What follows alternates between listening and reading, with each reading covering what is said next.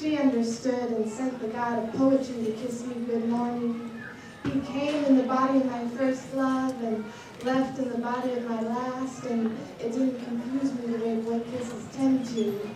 Interesting, as always surrounded in love as I've been. What's important is your attempt to touch truth, not your failure to hold it, she whispered. I woke, and so the new day began.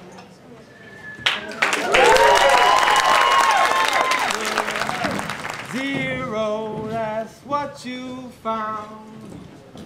Every morning underneath those covers, lift my head and put my feet on the ground. Open my eyes and I start to wonder. Round and round. Let me sunrise. Let me lullaby the melody of a sparrow song. Use the weight of the moon to rock my future daughter to sleep. Let me speak silent languages until you hear me. Use a blind man's vision to paint ultraviolet. Let me leave a 20 in the pocket of a flannel in a thrift store and a love letter in a changing room at the mall. Let me stitch silk wings onto deflated stuffed animals and cut the fins off of sharks in photographs. Let me stand with the sprinkler in a rainstorm, cross the desert with a backpack of empty glasses. Let me give my pen to a silent woman and a map to a man with an ego. Let me give my son a photograph of my grandfather and show him how to pin fallen leaves onto newborn trees. But only if you want to dance in the spiral spectral formed by DNA and chance, the flip of a coin, the roll of the die, the trance beats of collapsing quantum state vectors breakdancing across an erupting nuclear sky, trailing into blue, periods like Picasso, commas like Camus.